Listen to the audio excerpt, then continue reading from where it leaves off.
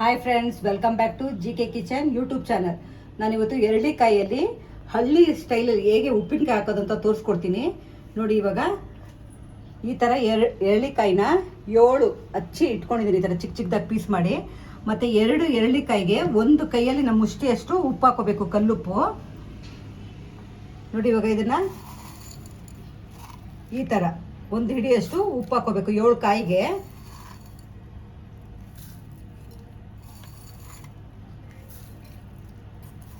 ನೋಡಿ ಉಪ್ಪು ಹಾಕಿದಾಗಿದೆ. ಇವಾಗ ನೀಟಾಗಿ ಈ ಥರ ಗಾಜಿನ ಬೌಲಲ್ಲೇ ಹಾಕೋಬೇಕು, ಪ್ಲಾಸ್ಟಿಕ್ ಎಲ್ಲ ಯೂಸ್ ಮಾಡಬೇಡಿ, ಚೆನ್ನಾಗಿ ಬರೋದಿಲ್ಲ. ಈ ಥರ ನೀಟಾಗೆಲ್ಲ ಮಿಕ್ಸ್ ಮಾಡಿ, ನಿಮ್ಮ ಮನೇಲಿ ಉಪ್ಪಿನ ಜಾಡಿ ಇದ್ದರೆ ಅಥವಾ ಪ್ಲಾಸ್ಟಿಕ್ಕಲ್ಲಿ ಹಾಕೋಬೇಡಿ, ಗಾಜಿಂದ ಏನಾದ್ರು ಬಾಟ್ಲ್ ಇದ್ದರೆ ಅದರಲ್ಲಿ ಮಿಕ್ಸ್ ಮಾಡಿ ಇದನ್ನು 2 ದಿವಸ ನೆನೆ ಹಾಕಬೇಕು. ನೀಟಾಗಿ ಒಂದ್ಸತಿ ಮಿಕ್ಸ್ ಮಾಡ್ಕೊಳ್ಬೇಕು ಉಪ್ಪೆಲ್ಲ. ನಮ್ಮನೇಲಿ ನೋಡಿ ಇವಾಗ ಈ ಥರ ಉಪ್ಪಿನ ಜಾಡಿ ಇದೆ, ಇದರಲ್ಲಿ ನಾನು ಮಿಕ್ಸ್ ಮಾಡಿ ಇದಕ್ಕೆ ಹಾಕಿ ಇಟ್ಬಿಡ್ತೀನಿ. ಬಿಸಿಲಲ್ಲೆಲ್ಲ ಇಡಕ್ಕೆ ಹೋಗ್ಬೇಡ್ರಿ, ಮನೆ ಒಳಗಡೆನೆ ನೀಟಾಗಿ ಕ್ಲೋಸ್ ಮಾಡಿ ಇಡಬೇಕು ಇದನ್ನ. ನೋಡಿ ಮಿಕ್ಸ್ ಮಾಡಿದಾಗಿದೆಯಲ್ಲ, ಇವಾಗ ಇದಕ್ಕೆ ಜಾಡಿಗೆ ಹಾಕೊಳ್ತಾ ಇದ್ದೀನಿ. ಮತ್ತು ಇದಕ್ಕೆ ಯಾವುದೇ ಕಾರಣಕ್ಕೂ ನೀವು ನೀರಿಗೆ ಮಿಕ್ಸ್ ಮಾಡಬೇಡಿ. ಮತ್ತು ಈ ಕಾಯಿ ತೊಳಿಬೇಕಾದ್ರೂ ಕೂಡ ನೀರಲ್ಲಿ ತೊಳಿಯೋಕೆ ಹೋಗ್ಬಾರ್ದು. ಒಂದು ಬಟ್ಟೆ ತಗೊಂಡು ನೀಟಾಗಿ ಕಾಯಿಗಳನ್ನೆಲ್ಲ ಒರೆಸ್ಕೊಂಡು ಹಚ್ಕೊಳ್ಳಿ.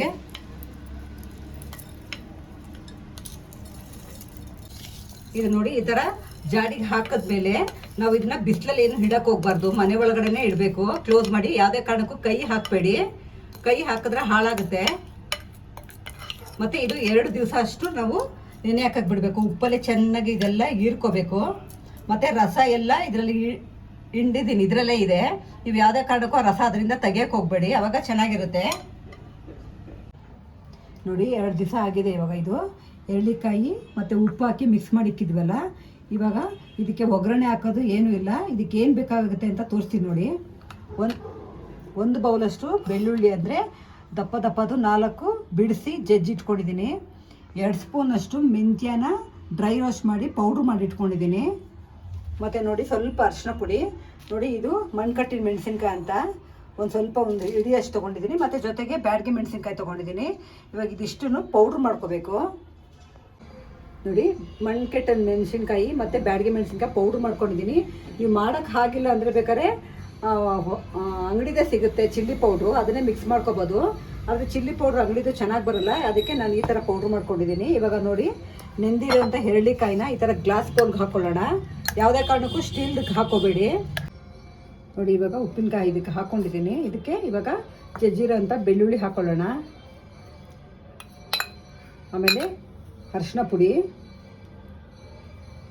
ಆಮೇಲೆ ಡ್ರೈ ರೋಸ್ಟ್ ಮಾಡಿರೋ 2 ಸ್ಪೂನಷ್ಟು ಮೆಂತ್ಯ, ಮತ್ತು ಬ್ಯಾಡಗಿ ಮೆಣಸಿನ್ಕಾಯಿ ಮತ್ತು ಮಣ್ಕಟ್ಟಿನ ಮೆಣಸಿನ್ಕಾಯಿ ಪೌಡ್ರ್ ಮಾಡಿರೋದು.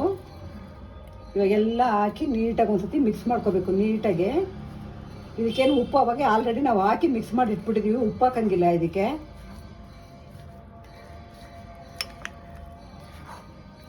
ಅಕಸ್ಮಾತ್ ನಿಮ್ಮ ಮನೇಲಿ ಏನಾರ ಗಾಜಿನ ಬೌಲ್ ಇಲ್ಲ ಅಂದರೆ ಪಿಂಗಾಣಿದು ಬರುತ್ತಲ್ಲ ಉಪ್ಪಿನ ಜಾಡಿ, ಆ ಥರದಕ್ಕಾಗ ಮಿಕ್ಸ್ ಮಾಡ್ಬೋದು. ನೋಡಿ ನೀಟಾಗೆಲ್ಲ ಮಿಕ್ಸ್ ಮಾಡಿದ್ದೀನಿ. ಇದಕ್ಕೆ ಯಾವುದೇ ರೀತಿ ಎಣ್ಣೆ ಹಾಕಿಲ್ಲ ಮತ್ತು ಒಗ್ಗರಣೆ ಕೂಡ ಹಾಕಿಲ್ಲ. ಇದನ್ನು ಮಿಕ್ಸ್ ಮಾಡಿದ್ಮೇಲೆ ನಾವು ಪಿಂಗಾಣಿದಕ್ಕೆ, ಅಂದರೆ ಈ ಥರ ಗ್ಲಾಸ್ ಇರೋದಕ್ಕೆ ಹಾಕಿ 3 ದಿವಸ ಇಟ್ಬಿಟ್ರೆ ಇದು ಚೆನ್ನಾಗೆ ಉಪ್ಪು ಹುಳಿ ಖಾರ ಎಲ್ಲ ಇಟ್ಕೊಳ್ಳುತ್ತೆ. ನೋಡಿ ಇವಾಗ ನೀಟಾಗಿ ಮಿಕ್ಸ್ ಆಗಿದಾಗಿದೆ. ನಿಮಗೆ ಅಕಸ್ಮಾತ್ ಇದು ಏನಾರ ಖಾರ ಅನ್ಸಿದ್ರೆ ಬೇಕಾದರೆ ಮಣ್ಕಟ್ಟಿನ ಮೆಣಸಿನ್ಕಾಯಿ 1-2 ಕಡಿಮೆ ಹಾಕ್ಕೊಳ್ಳಿ, ಇದು ಪಿತ್ತಕ್ಕೆಲ್ಲ ಒಳ್ಳೆಯದು. ನೋಡಿ ಇವಾಗ ಈ ಬೌಲ್ಗೆ ಹಾಕ್ಕೊಳ್ತೀನಿ ನಾನು.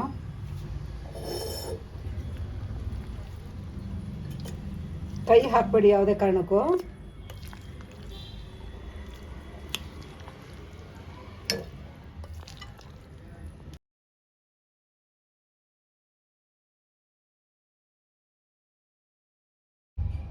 ನೋಡಿ ಎರಳಿಕಾಯಿ ಉಪ್ಪಿನಕಾಯಿ ರೆಡಿಯಾಗಿದೆ. ನಿಮಗೂ ಈ ವಿಡಿಯೋ ಇಷ್ಟವಾದಲ್ಲಿ ಲೈಕ್ ಮಾಡಿ, ಶೇರ್ ಮಾಡಿ, ಸಬ್ಸ್ಕ್ರೈಬ್ ಮಾಡಿ, ಪಕ್ಕದಲ್ಲೇ ಇರೋ ಬೆಲ್ ಐಕಾನ್ ಕ್ಲಿಕ್ ಮಾಡಿ. Thank you.